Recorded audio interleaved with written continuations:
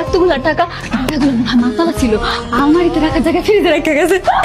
আমার মনে হয় কি হাসান এই বাড়ির মালিক আছে না, ব্যাংকের মালিক ছিল, নাহলে এতগুলা টাকা কেমন নাইব? এতগুলা টাকা তুমি রাহনের ব্যবস্থা করো। চলো কাম করি, তুমি ঢালো এনে রেখে দেখে দেওয়ার আগে চলো চলো। এতগুলা টাকা লয়ে ভেঙে যাবে কেমনে? হ্যাঁ, জ্যান থেকে পারো একটা বড় বস্তা নিয়ে আসো, ওই বস্তায় সবটি টাকা বইরা আমরা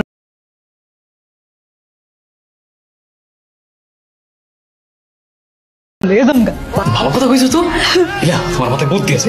দাঁড়াও লইতেছি, দাঁড়াও না। আম্মা, আমি আর হাসানে একটা বাড়ি ঢুকছি, বাড়ি ঢুকে দেখি মা টাকা আর টাকা, টাকা ফ্রিজের মধ্যে মেলা টাকা। মা আমি হাসানের পাঠাইছি, কইছি জানতে পারো একটা বড় বস্তা নিয়ে আইও, এই বস্তায় সব টাকা বইরা আমরা লই আইতাছি। মা তোরা ছোট মানুষ, এত টাকা লই আইস না, আমি আইতাছি। ভাই বস্তা আছে, বস্তা কি রাখবেন আমার এখন?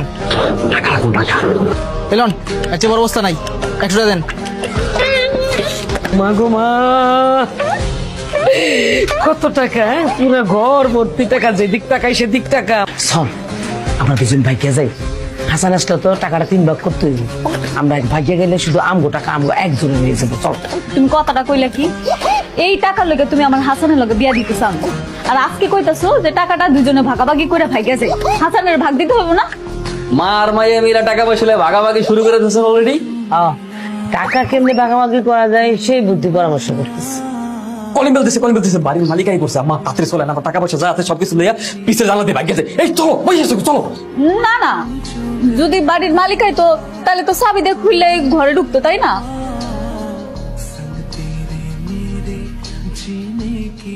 বাড়ির মালিক কে?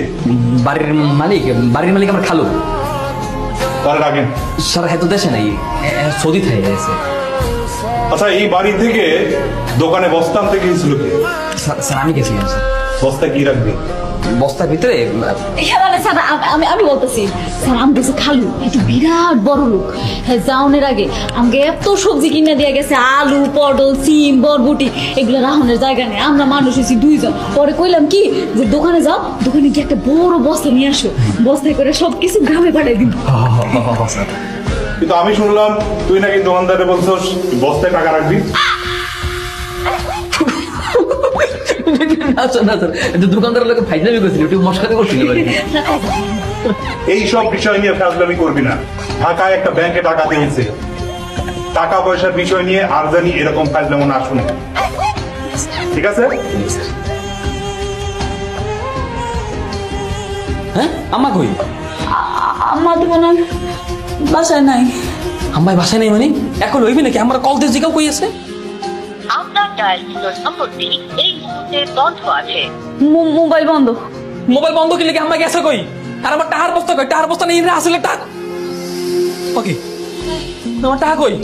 হ্যাঁ, টাকার বস্তা কই আমার? নাই, আমার মনে হয় টাকা নিয়ে ভাগছে। কত আটকে রাখছেন কেন?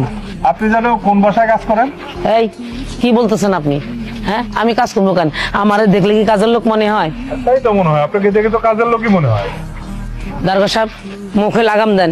হ্যাঁ, আমি বড় লোক, মা আমার কাছে বস্তা ভর্তি টাকা আছে, আমি কাজ করতে যাবো কেন? সাবধানে কথা বলবেন।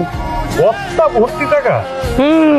বস্তা ভর্তি টাকা, এত এত এত টাকা আমি চাইলে আপনার মতো 10 জন কিনতে পারি কাজের লোক। বাহ, এই যে স্যার, পুরো বস্তা ভর্তি টাকা। স্যার বলেন কি?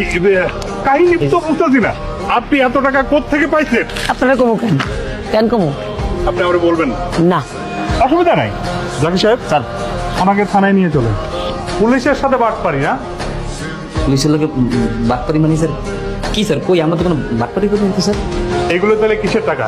স্যার বিশ্বাস করেন স্যার, আমি কোনো চোর না স্যার। আমি স্যার মূলত টাকাগুলো স্যার চুরি করতে চাইছিলাম, কিন্তু আসলে চুরি করতে পারিনি। স্যার আপনি শুধু শুধু আমাদেরকে কেন দোষারোপ করছেন? আমরা তো কোনো কিছু করি না, আপনি কিন্তু আমাদেরকে হুমকি দিচ্ছেন স্যার। হ্যাঁ, তাহলে এগুলো কিসের টাকা? এগুলো আমার বাপ দাদার সম্পত্তির টাকা। হ্যাঁ স্যার, এই যে সম্পত্তি বেচা টাকা। স্যার আমার ওই যে খালুজান আছে না, সে তো বিদেশ থাকে, তার এই সম্পত্তি আমরা দেখভাল করি। আর আমাদের বাসার যে কাজের মেয়ে রহিমা, সেই টাকাগুলো নিয়ে ভেঙে দেওয়ার চেষ্টা করছিল, তাই আমরা তারা সারাট খাইছি। কি রহিমা, কথা বলো না কেন? আবার মিথ্যা কথা। সাহেব, এদের সবাইকে গাড়িতে তুলুন।